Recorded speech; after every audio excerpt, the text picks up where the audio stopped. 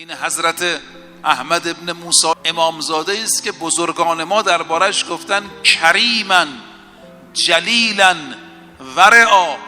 کریم بوده، سخاوت عجیبی داشته. تو بعضی از نقلها اومده 1000 بنده آزاد کرده. چرا نکنه؟ این آقا پسر کیه؟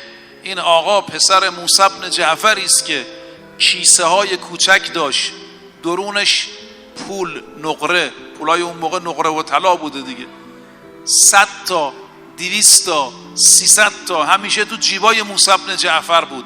به اینا میگن سره، جمعش میشه سرر با صاد.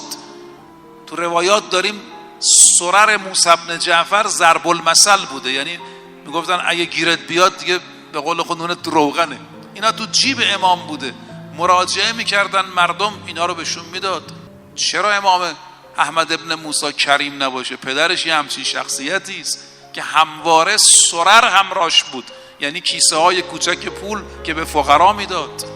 این شخصیت عالم، شجاع، دانشمند و از همه مهمتر ولایت مدار.